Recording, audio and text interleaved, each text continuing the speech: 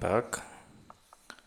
Now we're going to move to the front end side, and then now we're going to focus on creating the mobile app so we can make sure the users can see the product that we already created some endpoint for to view the product. And so what we're going to do on this part is to doing some setup for this project in Flutter. So we're going to start with setting up the infrastructure and our folder structures to make sure it's in a good structure so that we can continue to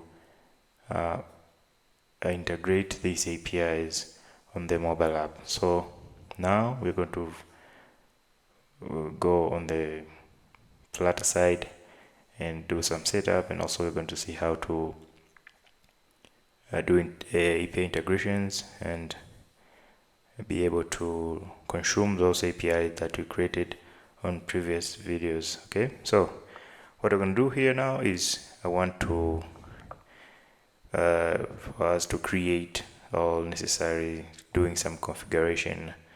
Okay, so the main things here is doing some configuration for routes. We are going to see also block and dependency injections, and also network setting up so that it's more reusable to any feature that we add on this project. Okay, so the first thing is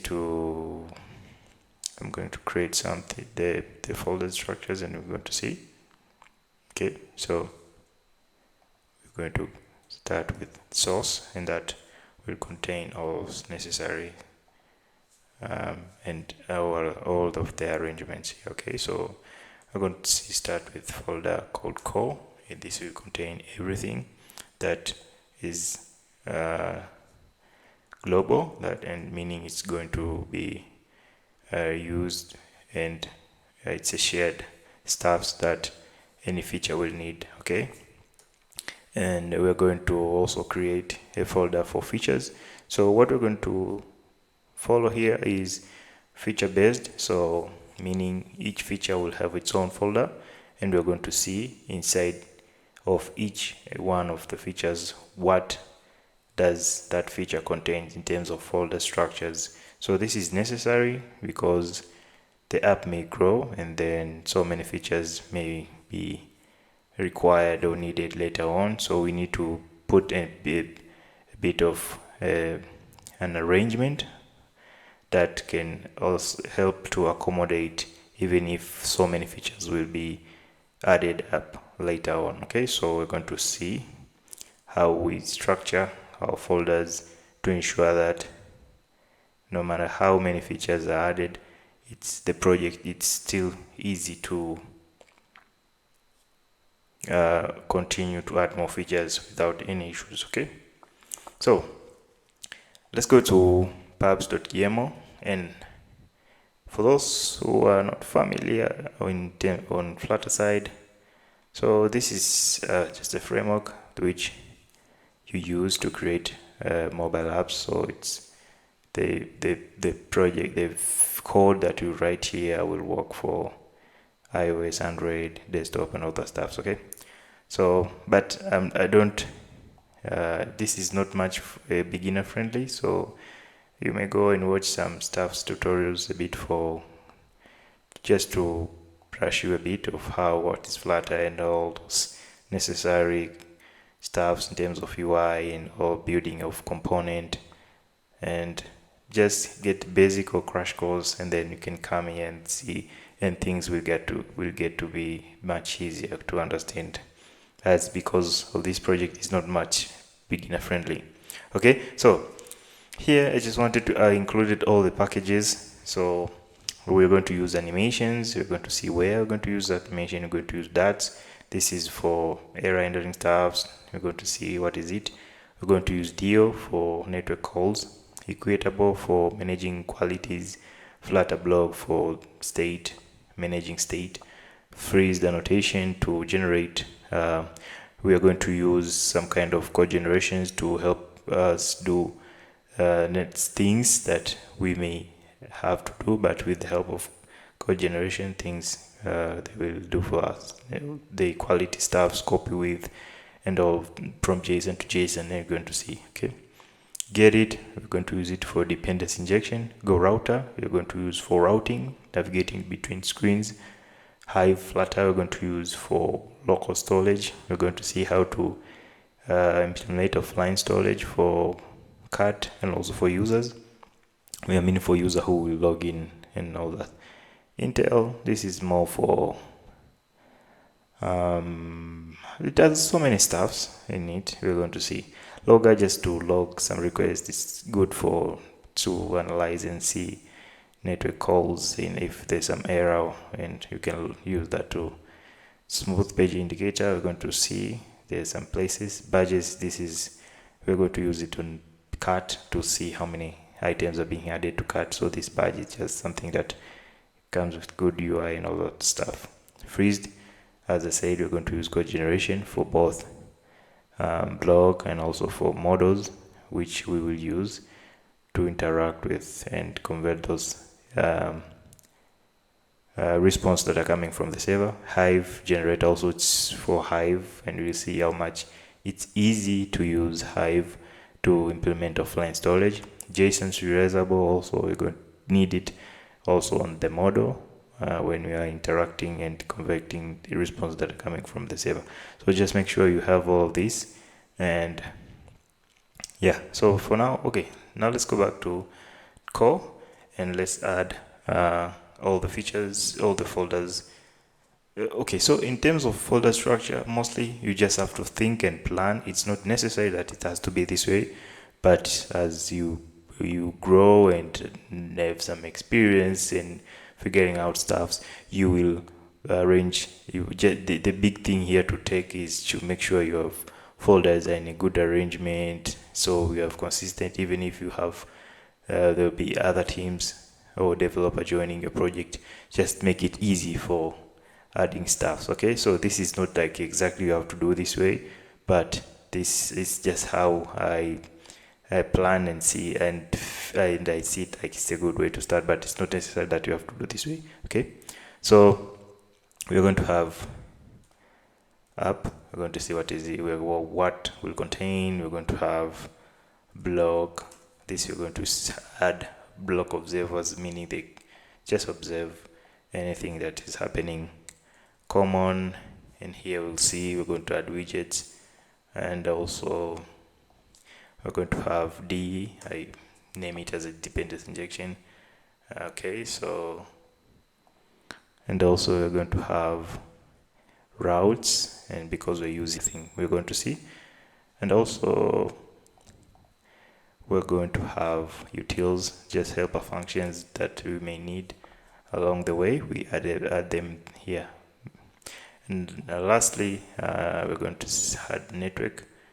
Okay, so this is where we will configure DO and all those necessary network stuffs to interact with external APIs, external sources, you know, like calling APIs and all that. Okay, so this is good. Now let's add everything that we need, because when we start to do API integration, we just make sure everything is well set up, well configured, and just we continue just implementing the features. Okay, so let's add everything necessary in the core part, and then after this we're going to go to the dealing with fetching and all those necessary API integrations. Okay, let's start, and to start with we can start with, there's so many ways or place to start with. Okay, now let's start with configuring route. Okay, router, we're going to call it up router.add. So we are using GoRouter to handle navigating from one place, from one screen to another, but also GoRouter has also some capabilities, a lot of things which you can also use it even well in browser, so that's why it's also preferable. Okay, now so I'm going to define a couple of routes to start with, and then we're going to see, okay, approach.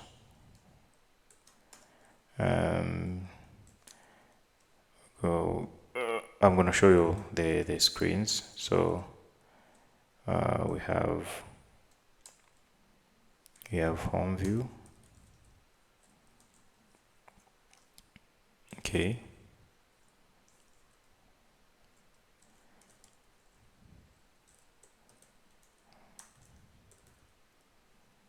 Okay, we have home view. We have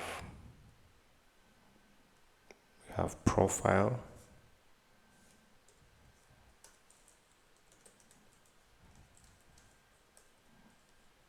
Okay. And also let's const.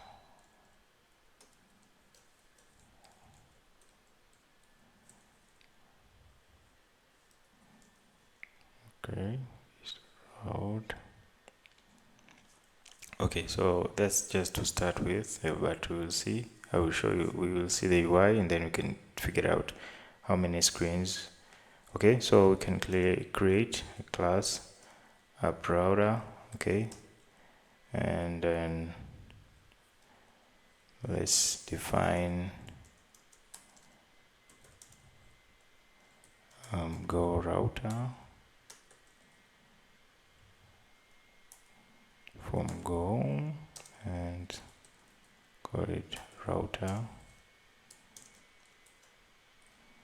So don't worry if you don't know much about GoRouter. I'm going with this project. You're going to learn a lot how to use GoRouter. Okay, I promise you that. And okay, so we need to define initial location. You can set it up routes dot. Import it routes dot home view dot route.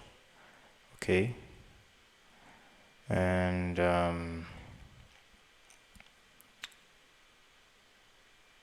we need also to set up some debug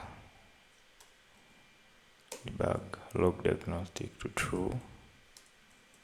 Okay, so okay, just let's leave it at that, and then we'll see how to add routes inside of this GoRouter. Okay, so with that also we need to go to dependency injection. We need to inject this class.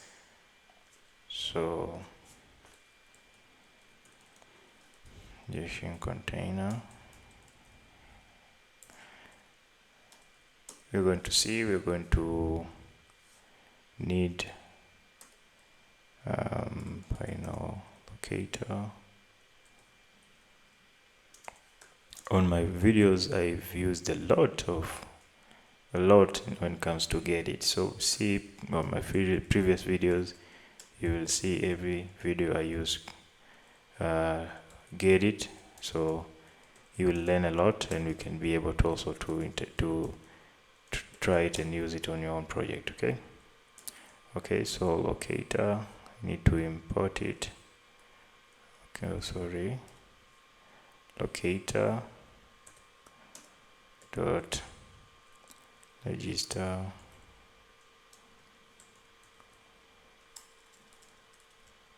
Okay, just give me factoring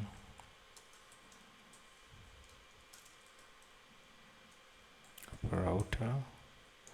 Okay, that's good. And here also this I've add block observer. So block observer is just it helps you in debugging and analyze if state are changing, and they're changing from what to from one state to another state. So this you use it to just to see and debug and see the entire state once you start interacting with state also, of course. Okay, and then we are going to clean this out. Okay, we're going to clean all of these. Okay, and then we're not going to use the material app. Here we need to inject ensure initialized block dot observer import observer is equal to simple block observer, the one we use. Okay, observer, and then put an initialize also get it, because what's happening in it's every time the app launches, it will initialize everything that is necessary on get it. Okay, then I think for here it's good, and we need to create an app view.dat. Okay, setless call app view, and then use this one here, and app view. Did I miss anything? Okay, then call this if we need. Okay, so now let's go to app view, and then here it is the place where we will initialize the material app.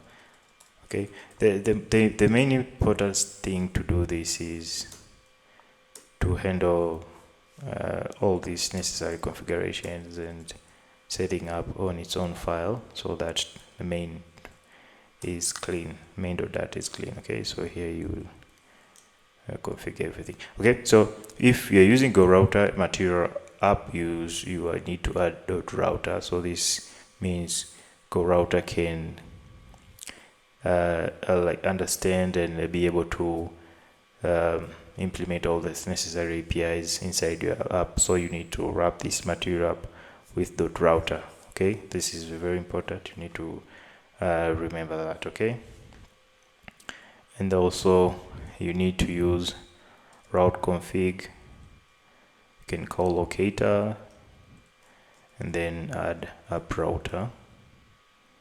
Okay, .router. Okay, so with this we're good. Our route now configured, and then we can add all those necessary routes. We're going to see also how to listening and do some redirections based on the state of the user. So also GoRouter is good because we can also implement security stuff. So if the user is not logging in, you can log the user out and all those stuff. We are going to see that. Okay, and let's add something here. Theme.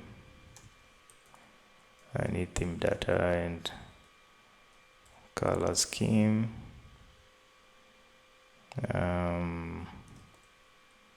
Color scheme from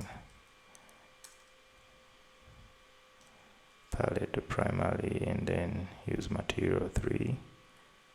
Yes, so I think it's main color. Okay, so here also in utils I've added this. So this is where we will put all of our colors, and then we can call them anywhere.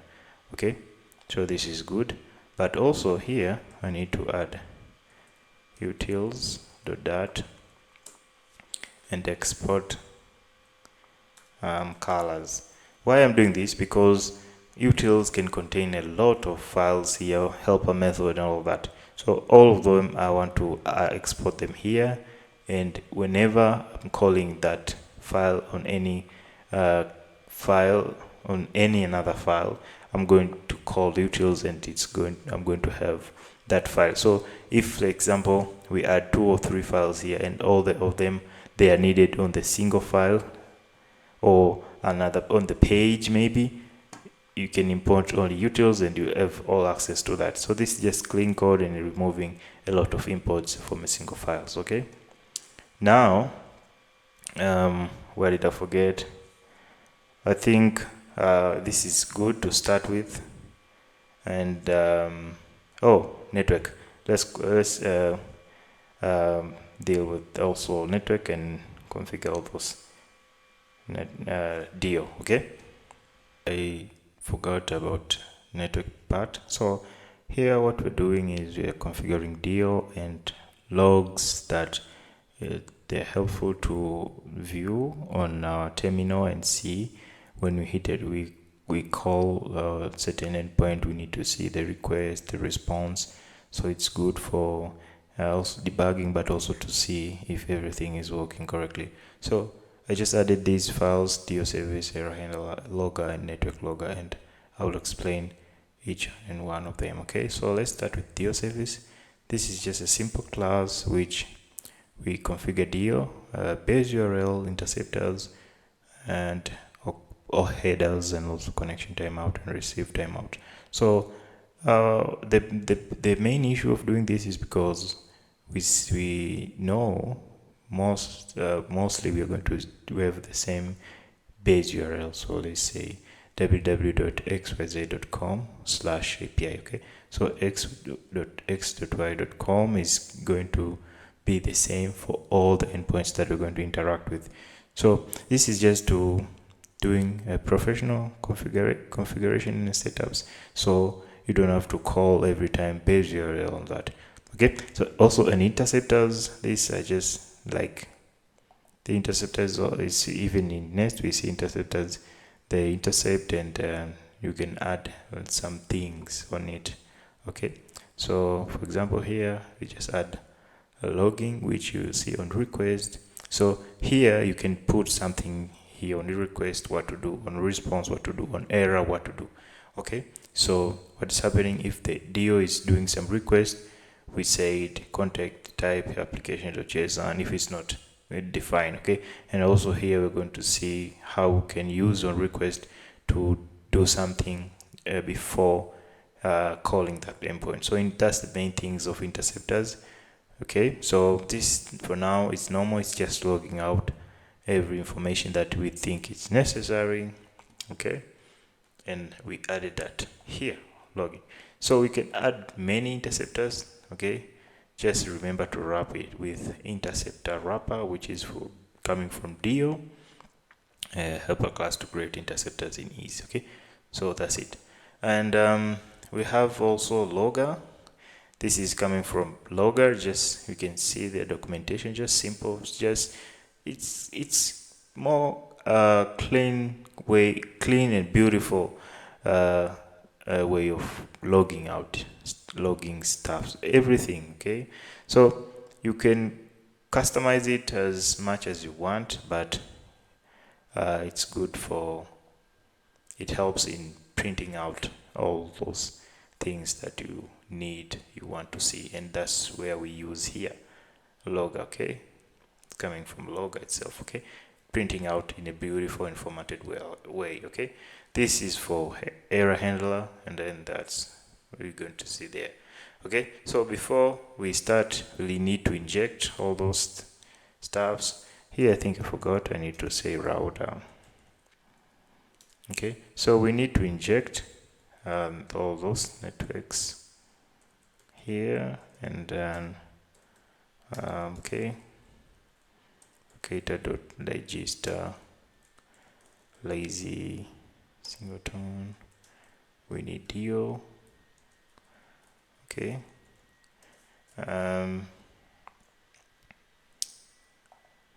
wait,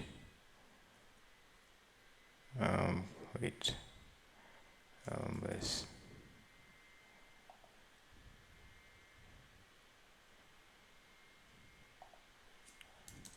Okay, and 1 2 3, this is singleton.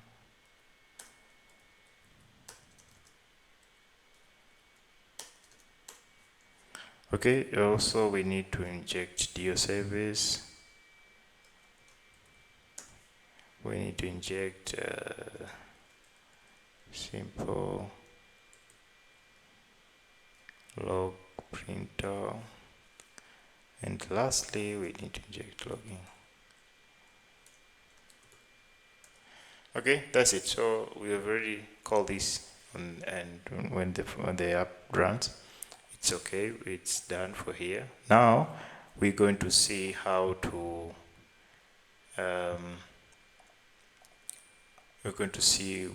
how to